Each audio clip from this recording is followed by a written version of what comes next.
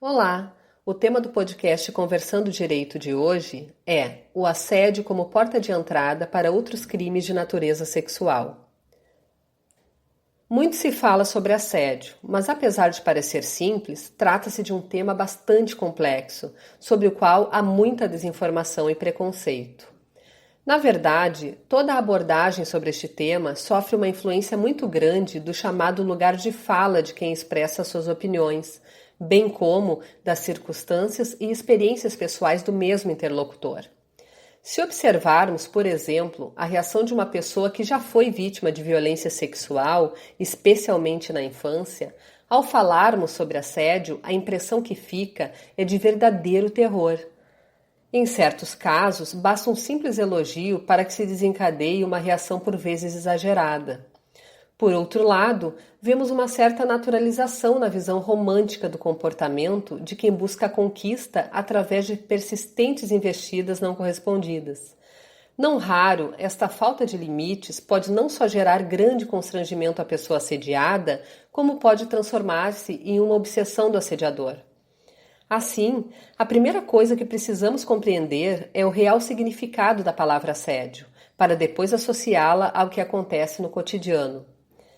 Por vezes, ficamos diante de situações difíceis, onde fica complicado descrever em palavras o desconforto ou mesmo o sentimento de impotência diante de condutas das quais estamos sendo vítimas, que sequer sabemos nomear. Nesse sentido, há muita desinformação, além da confusão que se faz entre assédio sexual e importunação sexual, dois crimes distintos previstos no Código Penal, e outras formas de assédio, abuso e violência igualmente execráveis, mas que têm outras características. Para que possamos entender melhor, define-se assédio como o ato de cercar alguém, como quando forças militares sitiam o inimigo com o intuito de não permitir sua evasão. No caso do assédio sexual, a lei penal descreve a conduta de quem, prevalecendo-se da sua condição de ascendência sobre a vítima, a constrange com o intuito de obter vantagem ou favorecimento sexual. Esta conduta, porém, não pode ser confundida com o ato libidinoso, ou seja, o ato efetivamente cometido, contra a vontade ou sem o consentimento da vítima, com violência ou grave ameaça, física ou mesmo psicológica, em ofensa à sua dignidade sexual e ou com o propósito único de satisfazer o agressor.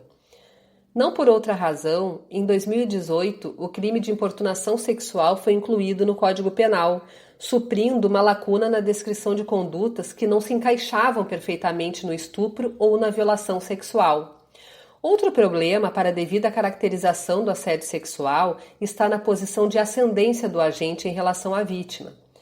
Para além das questões meramente hierárquicas no trabalho, este poder do assediador sobre a vítima deve ser analisado de uma forma mais ampliada, como quando ele possui certa influência, predomínio ou outras formas de superioridade sobre a pessoa assediada. Além disso, o fato de a lei conferir tratamento diferenciado e mais gravoso aos atos dessa natureza cometidos contra pessoas em especial situação de vulnerabilidade, como as crianças, por exemplo, não autoriza a impunidade ao assédio cometido contra pessoas maiores e supostamente capazes de se defender.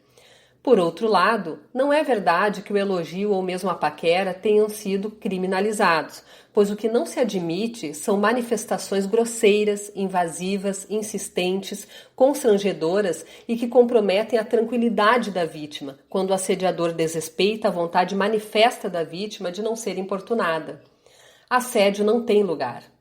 Naturalmente, há inequívoca prevalência de cometimento deste tipo de crime contra mulheres e um dos locais onde isso fica mais evidente é no trabalho.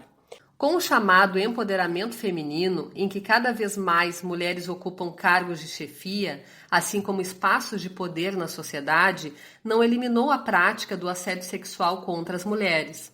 Na verdade, até mesmo resquícios de uma cultura machista, que rotula as denúncias como vitimismo, é um instrumento de constrangimento que faz com que este tipo de conduta seja tolerado ou fique impune.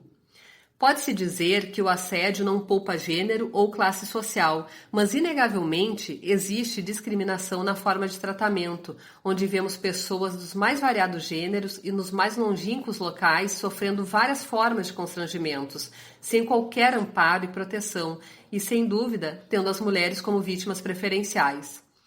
Ocorre que, enquanto tantas pessoas continuarem ignorando ou dando menor importância para atos de assédio cometidos em todos os ambientes, seja na rua ou no trabalho, não impondo freios aos assediadores, manteremos aberta a porta de entrada de crimes de natureza sexual ainda mais graves.